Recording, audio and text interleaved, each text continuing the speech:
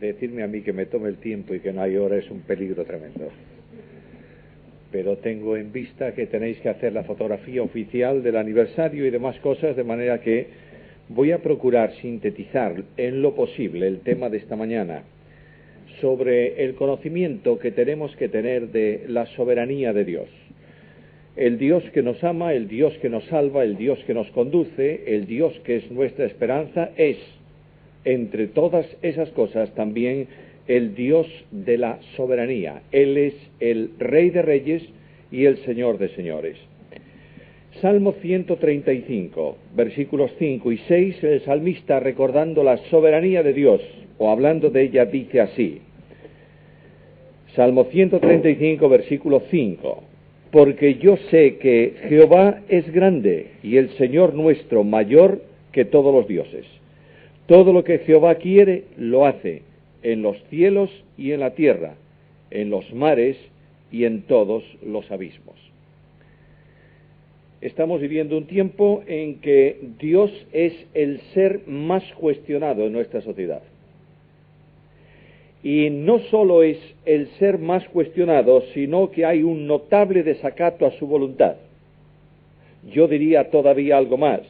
Hay una perversa y continua acción contra él, ignorándolo, despreciándolo, hablando mal de él. El Dios de la Biblia es el Dios de la autoridad suprema, y sin duda alguna se está cumpliendo, si no total, por lo menos parcialmente, aquella profecía del Salmo 2, en donde el salmista dice que las naciones se van a unir, los reyes de la tierra se juntan, los que están en el liderazgo actúan mancomunadamente contra el Señor y contra su ungido. Claro está que a Dios la rebeldía del hombre, las manifestaciones del hombre, la contradicción del hombre no le preocupa lo más mínimo. Mientras el hombre cruje los dientes, el soberano en el trono los mira y se ríe, porque indudablemente Él es el Señor. La importancia de la soberanía de Dios es enormemente grande. Si alguien me preguntase esta mañana, ¿cuál es el tema nuclear de la Biblia? Si alguien me preguntase, ¿para qué se escribió la Biblia?, le contestaría que la Biblia se escribió con un solo propósito: responder a esta pregunta: ¿quién es el soberano? Cuando el hombre cae en la tentación, lo que Satanás cuestiona en el origen es la soberanía de Dios. Él es un Señor que os esclaviza, liberaros de él. Tomad un camino, no tiene razón de ser el soberano. Y Dios escribe la Biblia respondiendo a esa pregunta. Os voy a poner un ejercicio para el día de hoy. Vais a vuestra casa, no lo vamos a hacer esta mañana, tomad los 66 libros de la Biblia y mirad cómo cada uno de ellos responde a la pregunta: ¿quién es el soberano? Un simple ejemplo. Libro de Génesis: ¿quién es el soberano? Yo soy el soberano porque creo el cielo y la tierra sin que nadie me indique nada. Libro del Éxodo: ¿quién es el soberano? Yo soy el soberano porque saco a mi pueblo de Egipto conforme a mi propósito. Libro de Levítico: ¿quién es el soberano? Yo soy el soberano porque determino cómo ha de ser el culto que se me rinda y de qué manera debe ser realizado. Libro de Números: ¿quién es el soberano? Yo soy el soberano porque a pesar de disciplinar en el desierto y caer 600.000 hombres durante los 40 años de peregrinación, otros 600.000 están al borde de la tierra para entrar a la tierra de la promesa. Libro de Deuteronomio: ¿quién es el soberano? Yo soy el soberano porque la ley para los padres es la misma ley que para los hijos. Libro de Josué: ¿quién es el soberano? Yo soy el soberano porque doy a mi pueblo conforme a mi determinación la tierra prometida. Y sigue así a lo largo de la Biblia, y cuando llegas a Apocalipsis pregúntate: ¿quién es el soberano? Y el Apocalipsis responde con un canto de triunfo: el Señor, nuestro Dios, reina. Ahí tienes la soberanía de Dios extendida en la Biblia. 3 cosas menciono esta mañana sobre eso. Primero, ¿qué es la soberanía? Segundo, ¿cuál es la evidencia de la soberanía de Dios? Y en tercer lugar, el conocimiento que tengo que tener en relación con Dios y vinculado a su soberanía. Primeramente, el concepto soberanía. Soberano es jefe supremo. Soberano es el que puede actuar conforme a su propósito y criterio y nadie se opone a su voluntad. De manera que cuando hablamos de soberanía tenemos que definirla más o menos así. Soberanía es la perfección divina por la que Dios es el ser supremo con autoridad absoluta sobre cielos y tierra y realiza cuanto conviene a su consejo conforme a su propósito y de acuerdo con el designio de su voluntad. La soberanía de Dios está vinculada con todos sus atributos. Dios es soberano porque es omnipotente. Dios es soberano porque es libre. Dios es soberano porque es fiel. Y Dios ejerce su soberanía, por tanto, en vinculación con sus atributos. De manera que cuando Él actúa como soberano, actúa con amor porque Dios es amor. Cuando actúa como soberano, actúa con misericordia porque Él es misericordioso. De manera que en el equilibrio perfecto de los atributos de la deidad, Dios no es más fiel que misericordioso, Dios no es más justo que soberano. Dios es soberano porque es Dios. El Dios de la Biblia ejerce su soberanía conforme a su propósito personal y la Biblia enseña permanentemente la acción soberana de Dios. Yo sé, queridos hermanos, que es uno de los temas que menos se utiliza, menos se trata en el tiempo de hoy en la Iglesia evangélica.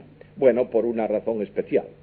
Porque hablar de soberanía es reducir al hombre y ensalzar a Dios. Hay uno de los grandes discursos de Spurgeon, aquel predicador fantástico, fantástico en el sentido de importante, de poderoso, en donde por su ministerio miles de personas fueron convertidas, que era un hombre verdaderamente entusiasmado de la soberanía. Y tiene un discurso que comienza más o menos así: el hombre puede permitir a Dios que entre en el taller y cree los mundos y decimos, ¿qué Dios tan omnipotente tenemos? O le permitimos que entre en la casa de la misericordia y reparta dones a los hombres y decimos, ¿qué Dios tan benéfico es? Pero cuando el Dios de la Biblia sube al trono y dice, yo soy el soberano, el hombre cruje contra él los dientes y dice, ¿qué derecho tienes tú a ser el soberano? Dios es soberano. La Biblia enseña la soberanía de Dios. El salmista lo expresa de esta manera: yo sé, en los versículos que hemos leído, yo sé que Jehová es grande y el Señor nuestro mayor que todos los dioses. Todo lo que Jehová quiere lo hace en los cielos, en la tierra, en los mares y en los abismos. De esta manera, con toda claridad, con toda precisión, el Espíritu de Dios traslada al escrito bíblico la soberanía de Dios. Y cuando vas al Nuevo Testamento no varía en absoluto este concepto de soberanía. De manera que Pablo escribe la carta primera a Timoteo, capítulo 6, versículo 15, y dice, al bienaventurado y solo soberano, Rey de reyes y Señor de señores. La soberanía está presente permanentemente a lo largo de la Escritura para que tú y yo conozcamos al Dios de la Biblia como el Dios de la soberanía, o si lo prefieres, como el soberano Dios. Dios es soberano. La evidencia de la soberanía, no voy a entrar mucho en la teología de la soberanía esta mañana, la evidencia de la soberanía es notoria en la Escritura. Simplemente comienzo la lectura del libro, empiezo por el Génesis, y cuando llego al libro de Génesis capítulo 1, versículo 1, leo estas palabras: en el principio creó Dios los cielos y la tierra. Quiere decir que nada había en torno a Dios. Él existía eternamente en sí mismo. Y de pronto en soberanía, lo dije el otro día, el Dios de la Biblia se exterioriza y en la exteriorización crea. Y viene a la existencia todo cuanto antes no había existido. Dios es el creador. El hecho de aceptar que Dios es el creador implica la realidad de la fe cristiana. No puedes ser cristiano si no crees que Dios es creador. Alguien me va a decir, ¿cómo es eso? ¿Dónde está en la Biblia? En la Escritura, escucha la Biblia. Por la fe entendemos haber sido constituido el universo por la palabra de Dios, de modo que lo que se ve fue hecho de lo que no se veía. ¿Te das cuenta que es cuestión de fe? La fe cristiana la aceptación de la soberanía de Dios implica la aceptación sin condiciones de que Dios es el creador.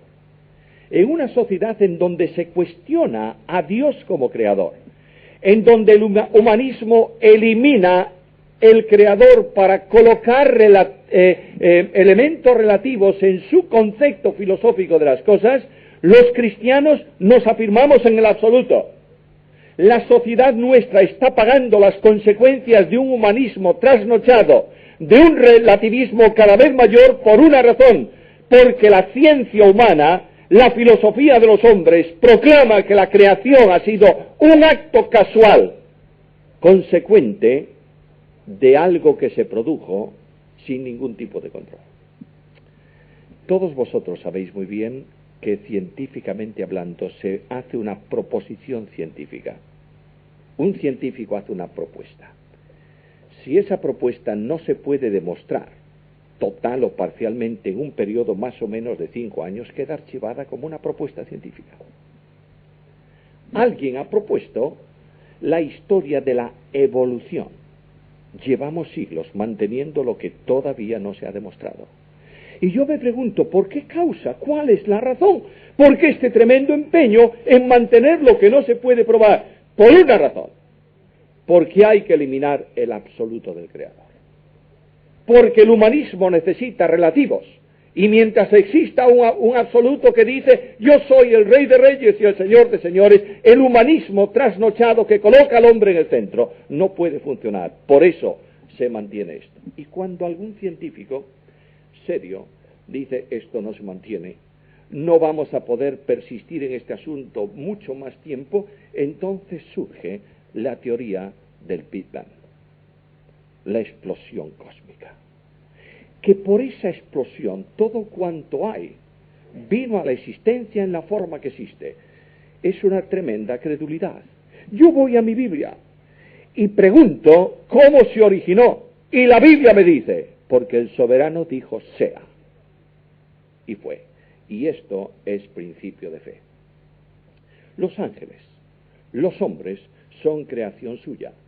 Y en la Biblia Dios es alabado por el hecho de ser el creador. Mira Apocalipsis, capítulo 4, versículo 11. Señor, digno eres de recibir la gloria y la honra y el poder, porque tú creaste todas las cosas y por tu voluntad existen y fueron creadas. Alguien me dice, bueno, voy a aceptar la creación, pero yo quiero evidencias de la soberanía de Dios en un entorno más próximo a mí. Bueno, te voy a hablar rápidamente del soberano actuando en la historia. La afirmación bíblica es muy notoria. Jehová estableció en los cielos su trono y su reino domina sobre todo. ¿Sobre todos qué? Sobre todos los hombres y sobre todos los reinos de los hombres. Salmo 103, versículo 19. Sigo leyendo, y la Biblia dice estas palabras, Isaías capítulo 59, versículos 9 al 11, acordaos de las cosas pasadas desde los tiempos antiguos, porque yo soy Dios y no hay otro Dios y nada semejante a mí, que anuncio lo porvenir desde el principio y desde la antigüedad lo que aún no era hecho, que digo, mi consejo permanecerá y haré todo lo que quiero, que llamo desde el oriente al ave y de la tierra lejana al varón de mi consejo. Yo hablé y lo haré venir, lo he pensado y también lo ejecutaré. El soberano Dios interviene, determina, establece la historia de los hombres desde su soberanía. Él se encarga de comunicar a los profetas lo que va a ocurrir. Y va a ocurrir porque Él se encarga de que ocurra. Ahí tienes el Dios de la soberanía actuando. Quiero decirte lo que sin duda sabes muy bien. La historia es simplemente profecía cumplida. Y la profecía es solamente historia por cumplir. De manera que el Dios de la Biblia determinó, el Dios de la Biblia estableció. Alguien me puede decir, bueno, este Dios de la Biblia a veces no consigue sus propósitos. Mira nuestro entorno. Voy a darte en tu mente una profecía que algunos de vosotros vivisteis, si tenéis esa edad, no demasiada. En el año 1948 surgió entre las naciones el Estado de Israel. No es que yo tenga simpatía específica por los israelitas, ni tampoco por los árabes. Los considero en el tiempo actual como un pueblo más en la tierra al que hay que llevarle el Evangelio. El pueblo de Dios hoy no es Israel, es la Iglesia. Indudablemente tenemos que llevar el mensaje y orar por la paz de Jerusalén. Está en la Biblia, hagámoslo. Sintamos esa responsabilidad personal. Pero quiero deciros que el Dios de la Biblia determina, establece que en el tiempo de la consumación de la presencia de los gentiles en el mundo, antes de la venida del reino de Cristo a la tierra, antes de que el Señor venga, Israel tiene que estar en medio de las naciones, y está. ¿Por qué? Porque Dios es soberano. ¿Por qué no lo hizo antes? Porque no era su tiempo. El Dios de la Biblia, que actúa en soberanía, dice: yo lo he pensado y yo lo haré. Quiero llamar la atención vuestra para evitar vuestras preocupaciones. El otro día dije que las preocupaciones son un problema para nosotros, que la preocupación no puede resolver el pasado ni cambiar el futuro, solo puede amargar el presente. Pero quiero llamar vuestra atención a los que estáis preocupados un poco por la situación actual, de angustia, de tensión, de no sé cuántas cosas más. Mirad lo que dice Dios en relación con el mundo. Nuestro mundo está buscando un nuevo orden. Se está hablando de esto insistentemente. Lo va a encontrar, indudablemente no por mucho tiempo, un orden nuevo que creerá que es el orden de la paz. Y la Biblia dice que cuando el mundo diga paz y seguridad, ¿qué ocurrirá? Vendrá sobre ellos destrucción repentina. ¿Tú sabes lo que Dios tiene determinado para el mundo? Escucha. Isaías capítulo 13, versículos 9 al 11. He aquí viene el día de Jehová, terrible, de indignación y de ardor de ira, para convertir la tierra en soledad y raer de ella a los pecadores. Por lo cual las estrellas de los cielos y sus luceros no darán su luz, y el sol se oscurecerá al nacer, y la luna no dará su resplandor, y castigaré al mundo por su maldad. Ahí tienes la panorámica histórica. Dios va a intervenir en la historia de la humanidad, porque Él es soberano. ¿Y por qué dice esto? Porque el soberano ha establecido un gobierno especial de sí mismo aquí en la tierra. Escucha el Salmo 2, versículo 6. Yo he puesto sobre Sión mi rey en mi monte santo. El Rey de Reyes y el Señor de Señores está designado por Dios para reinar. No lo hace hoy porque Dios le dijo: espera un momento hasta que haya puesto a tus enemigos por estrado de tus pies. Y cuando los hombres se levanten contra el Rey de Reyes y el Señor de Señores, el Dios de la soberanía vendrá, confundirá los propósitos de los hombres y establecerá su reino de paz en la tierra durante un periodo de años que la Biblia dice por 1000 años. Quiero recordaros, queridos hermanos míos, que el milenio no es la única manifestación del reino. Aunque la teología dispensacional extrema dice que solamente reino de Dios, o reino de los cielos, mejor dicho, tiene que ver con el milenio, quiero decirte que Dios ha tenido reino en la tierra siempre. ¿Por qué reino? Que ha tenido distintas manifestaciones a lo largo del tiempo, porque Dios es rey, y tiene su reino y su pueblo que lo obedece como rey. Y el milenio será una manifestación más de la expresión visible del reino de Dios. ¿Y después de eso qué? Cielos nuevos y tierra nueva donde reina, donde mora, donde gobierna la justicia. El Dios de la soberanía está en el control de la historia. Pero algo más íntimo. Esta mañana hemos adorado al Dios de la Biblia. ¿Por qué? Por nuestra salvación.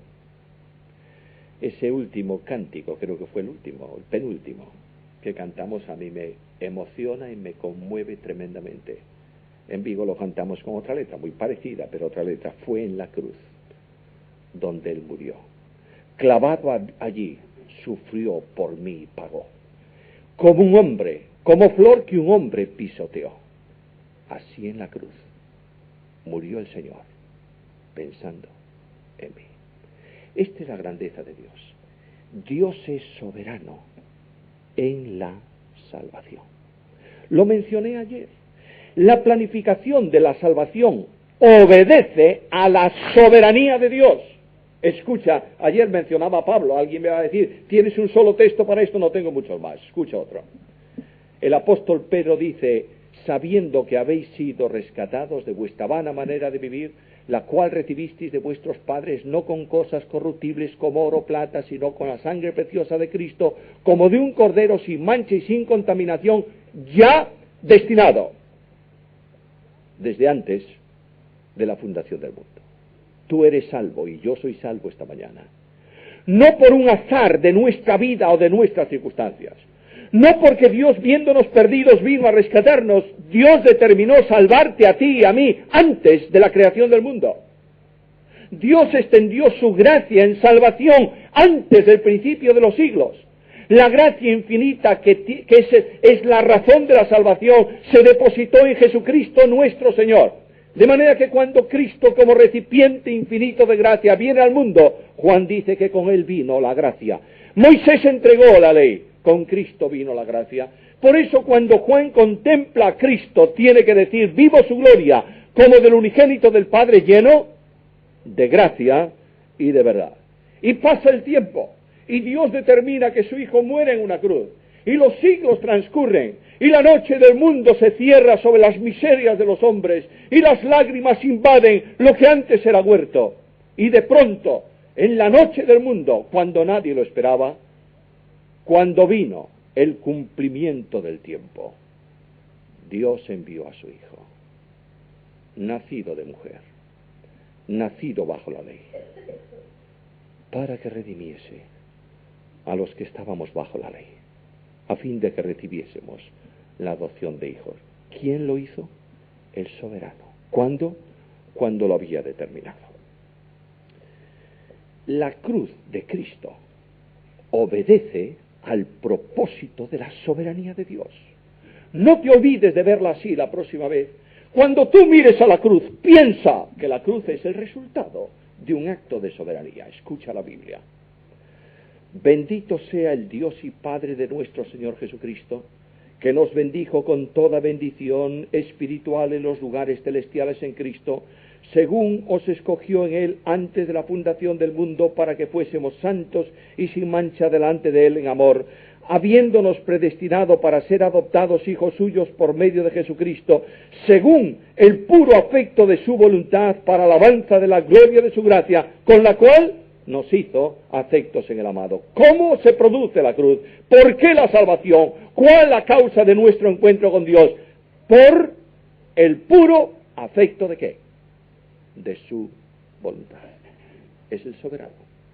El soberano salva porque determinó salvar. Y ahora te pregunto, ¿por qué murió Jesús? ¿Cuál fue la causa de la muerte del justo? Escucha la Biblia. A este, entregado por el determinado consejo y anticipado conocimiento de Dios, prendisteis y matasteis por manos de inicuos, crucificándole. Nadie hubiera sido capaz de prender y matar y crucificar al Hijo de Dios. ¿Quién iba a hacerlo? Nadie. Pero esa operación de salvación se produce y en consecuencia el hombre puede tomarlo y ponerlo en una cruz por el determinado consejo y el anticipado conocimiento de Dios.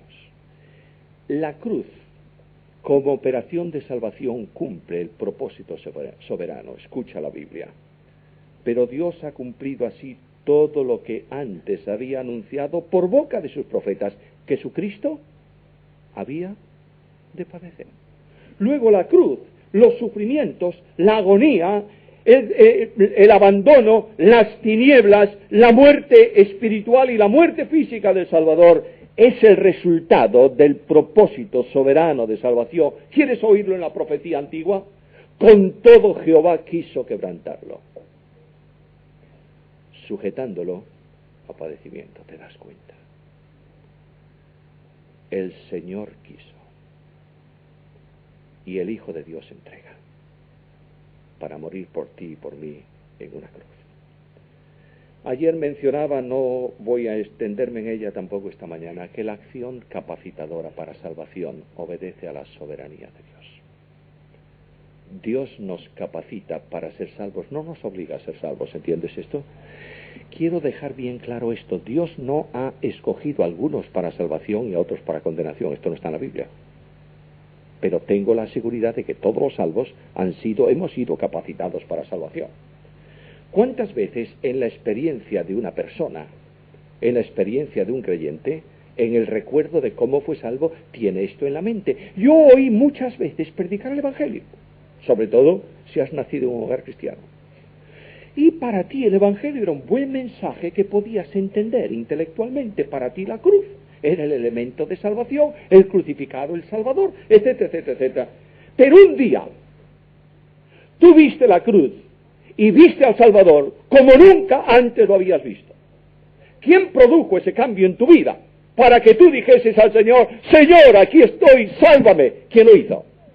El soberano Dios, actuando en tu intimidad para hacerte suyo. ¡Qué bendición tan impresionante! Esta mañana he disfrutado tremendamente del culto. ¿Sabes por qué? Porque yo estaba diciendo, nadie podrá separarme del amor de Dios, que es en Cristo Jesús. A veces vendrán algunos hermanos que no pierden la salvación, ¿sabe? La salvación no se pierde, pero pierden el gozo de la salvación porque creen que pierden la salvación. No están muy seguros, tienen textos un tanto tergiversados en su teología y están angustiados pensando que van a perder su salvación. Y vienen a ti y te dicen, bueno, explícame cómo es. ¿Tú tienes seguridad de salvación? Sí, tengo. ¿Crees que no se pierde? Creo. Explícame cómo. ¿Y qué hacemos?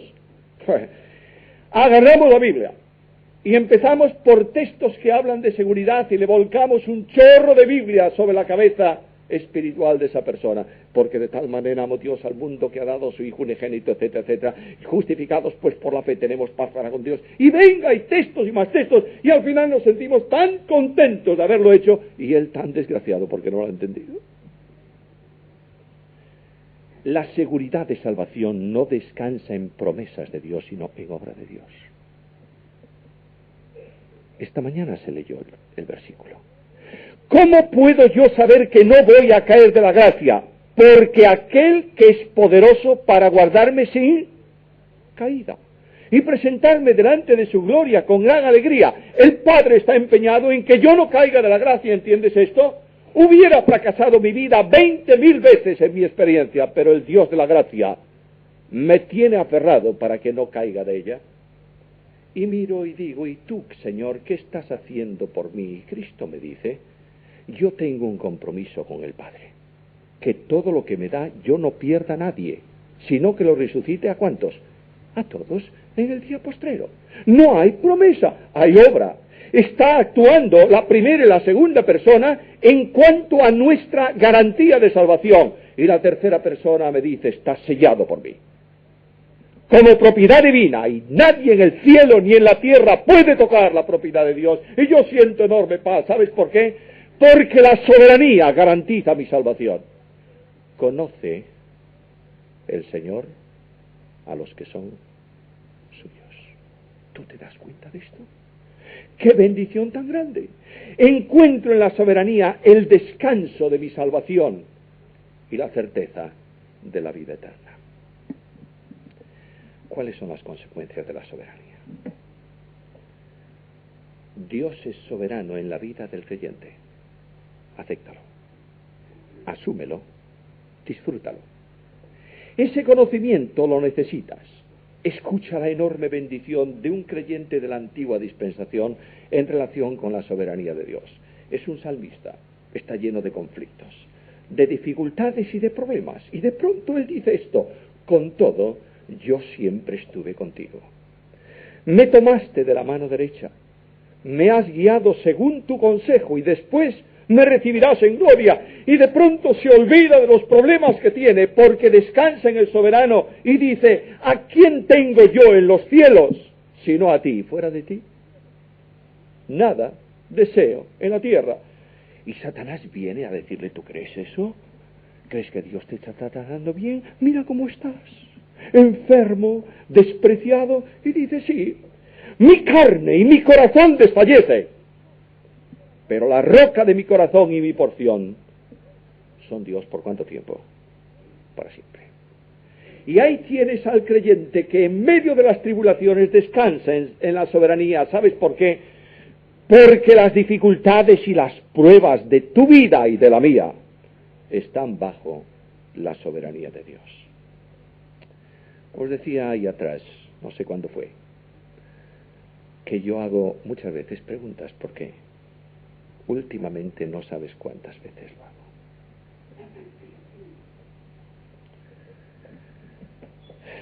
Y antes también. Y cada vez que a lo largo de mis años de ministerio he procurado ser fiel a la palabra, ¿sabes lo que me ha pasado? Me he convertido, dicen por Galicia, en la percha de las bofetadas. Todas se cuelgan ahí. Bueno, ¿y cuántas veces yo he dicho a Dios por qué? Alguien me va a decir esta mañana, es que no tienes que preguntar por qué. Tienes que preguntar para qué. Bueno, fantástico. Qué hombre de fe este, ¿eh? La fe de este es una montaña tan grande que no le importa el momento presente, él mira el futuro. Pero la fe mía, ¿sabes cómo es? Así de pequeña. Es como un pábilo que humbea. O como una caña que no puede apoyarme porque está rota. Y yo pregunto a Dios, ¿por qué? ¿Hay una contradicción bíblica en eso? No. Santiago dice, tú no tienes sabiduría para saber el problema.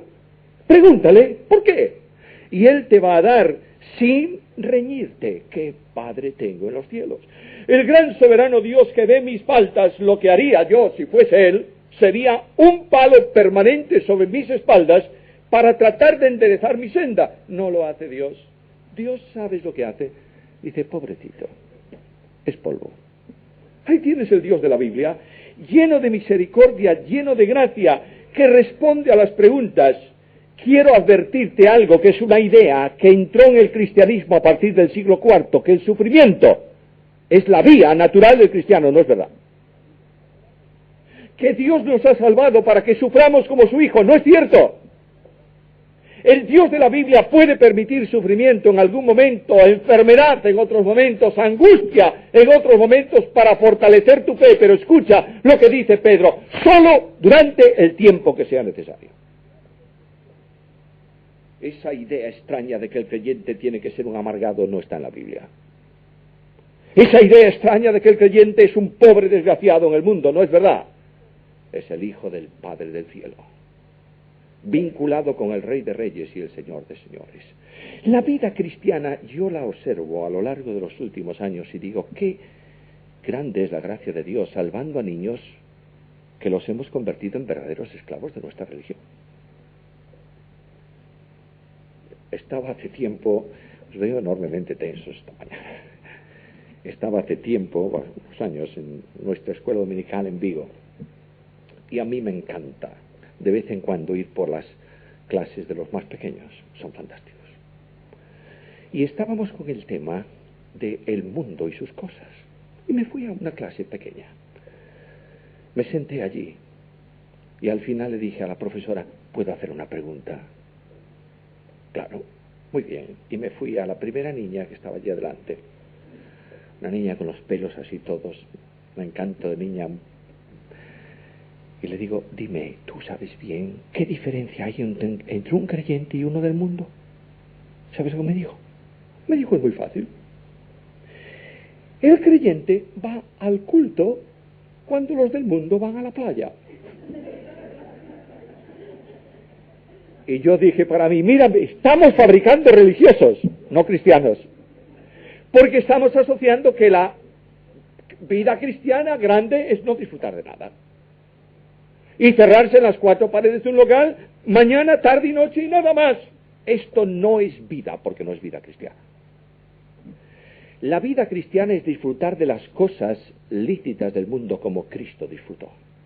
Mientras los fariseos iban todos los días a la sinagoga, Cristo iba una vez por semana. Claro, el fariseo al mediodía no llegaba casi nunca a la sinagoga, ¿sabes?, a tiempo. Pero llegaba al cruce de la calle para que todos le vieran orar, el fariseo. Cristo no. Cristo llegaba a tiempo a la sinagoga, enseñaba cuando le dejaban, pero iba una vez por semana. El resto del tiempo Cristo estaba en la sociedad que le necesitaba. Y el Dios de la soberanía era un hombre social, vinculado con las cosas naturales y normales de su entorno. Nunca hizo pecado. Pero ¿cómo le llamaban los fariseos a Jesús? Comilón y bebedor. Bebedor no de agua.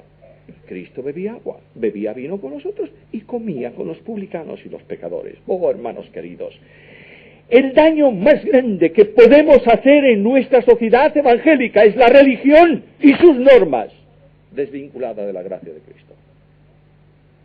Aquí tienes al Dios de la soberanía, viniendo a mi encuentro y salvándome para el cielo, no para la angustia de la vida. Y ahora yo me encuentro con problemas. ¿Tienes problemas? Yo he oído esta mañana que se mencionaron personas con problemas y habrá muchos más. Cada vez que yo estoy el domingo por la mañana y tengo que predicar en mi iglesia el domingo por la mañana, siempre pienso en los que han estado llorando a lo largo de la semana. Siempre pienso que en medio de la congregación, sentado, hay alguien que tiene el corazón roto. Y que esta persona ha hecho un esfuerzo tremendo en venir a la reunión de la mañana, no para oír ciencia teológica, sino para sentir el contacto de Dios. Yo quiero que esto se produzca aquí hoy. Y el Señor viene a tu problema y te dice: lo que yo hago no lo entiendes ahora, pero lo entenderás después. Y tú dices: Señor, ¿y por qué consientes esto? Y el Señor te responde lleno de gracia: porque mis pensamientos no son tus pensamientos, y mi camino no es tu camino. Porque como es más alto el cielo que la tierra, así mi pensamiento es más alto que tu pensamiento, y mi camino más que tu camino. Pero yo soy el Dios que te amo. Y me dice: mira, en las palmas de mis manos te tengo escrito. ¿Tú sabes lo que significa eso? La Biblia enseña en figura que cuando Dios bendice es que abre la mano para otorgar bienes, ¿verdad? Mira esa figura. Cada vez que Dios abre su mano, ¿sabes con quién se encuentra? Con tu nombre escrito en ella. Es el Dios de la soberanía. Por tanto, en las dificultades de la vida y en las lágrimas, el gozo no disminuye para el que conoce a Dios. Hay un viejo himno, antiguo himno, yo creo que ya no se canta en ningún lado, al menos en Vigo se ha dejado de cantar, pero dice así: es fiel mi Padre Celestial. Y cuando esté en oscuridad, sin que yo sepa dónde ir, sabrá mis pasos dirigir. Él sabe bien. Si ruge el viento y brama el mar, Él sabe bien. Mi Padre siempre cerca está. Perdón, la seguridad, la soberanía de Dios es necesaria para la seguridad en la oración. Cuando tú vas a orar, vas a pedir cosas pequeñas o grandes. Pide cosas grandes. El Dios de la Biblia es Dios grande, pide cosas grandes. Y tú dices: bueno, ¿y esto será posible? Escucha la Biblia. No hay nada imposible para Dios. Bueno, pero Él no me contesta. Acepta su soberanía, pero sigue orando en dependencia de Dios. Es preciso, gracias, es preciso reconocer nuestra pequeñez y reconocer la soberanía. Hermanos, yo quisiera invitaros a cambiar de forma de orar en la iglesia. ¿Sabes cuál es la oración de poder? Lee Hechos 4. Soberano Señor, tú que permites la persecución, este es tu problema. Pero danos a nosotros que hablemos tu palabra con denuedo.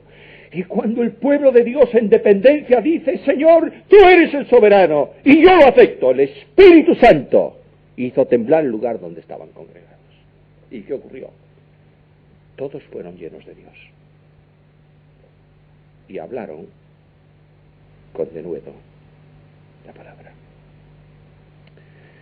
Yo quiero conocer al Dios de la soberanía en cualquier circunstancia. Estoy recordando a aquellos 3 jóvenes en tiempos de Daniel. El rey, el emperador, hay que adorar la imagen. Y ellos, no. Y la respuesta de ellos es: nosotros sabemos que nuestro Dios puede librarnos. Y si no lo hace, es su voluntad y su soberanía. Ese es el resultado que produce el conocimiento de la soberanía de Dios. Ahora, hermano mío, nunca podrás conocer a Dios en su soberanía si no te revistes de humildad. Jesús dice: aprended de mí que soy manso y humilde. Por eso Jesús decía: sí, Padre, porque a ti te agradó. Yo no hago nada, todo lo que hago lo he recibido de mi Padre. La humildad, hermanos, es lo que capacita a los creyentes para llevar fruto, mientras que el orgullo los introduce en la peligrosa condición de enemigos de Dios. Dios da gracia a los humildes y resiste a los soberbios. La Iglesia de Cristo hoy está sobrada de grandes. Necesita humildes, personas que ante la soberanía de Dios doblan sus rodillas delante del trono y en silencio dicen: Señor, dependo de ti, descanso en ti y espero en ti. Hace muchos años, bueno, muchos años no, mis hijos no son tan viejos, pero unos cuantos años, en verano la familia tenía un deporte especial. Íbamos de veraneo a Calvos de Bande, una iglesia de la montaña perdida, ¿verdad? En aquel tiempo había más vecinos, hoy solamente quedan en el pueblo 16. Estoy esperando que se mueran todos para irme yo solo para allí. 16 vecinos. En aquella soledad de la montaña había poquitas cosas que hacer. Una de las cosas que había que hacer era no tener los relojes disponibles, de modo que se comía cuando se comía. Pero había un deporte predilecto de la familia. ¿Sabéis lo que era? Volar una cometa. Comprábamos una buena cometa y allí nos íbamos a aquel montecillo cerca de la iglesia donde siempre hay viento. Alguien debió dejar abierta la puerta del viento en Galicia y siempre hay viento allí. Y allí poníamos la cometa y venga, a volar la cometa. Y un día se nos ocurrió: vamos a comprar un carrete de nylon de pesca de no sé cuántos metros, 100 no sé cuántos metros. Y atamos la cometa con el nylon de pesca y venga, dale, dale. La cometa estaba allá arriba, así de pequeñita. Y alguien de la familia, no voy a mencionar su nombre, alguien de la familia me dijo: déjame a mí. Y cogió el carrete. No se dio cuenta que aquel carrete no tenía el hilo atado al final. De modo que soltó, y claro, soltó. ¿Y sabe lo que soltó? Soltó la cometa. En cuanto la cometa quedó suelta del hilo, ¿sabéis lo que pasó? Cayó en picado y se deshizo un árbol. Yo pensaba esto estos días: solo puedes funcionar cuando tu vida está bajo el control de la mano del soberano. En el momento en que te sueltas de ella, eres una cometa sin rumbo, que no sabes a dónde ir. Yo pido al Dios de la Biblia que te deje entrar esta mañana en contacto personal con el soberano. Dobla tus rodillas, por favor.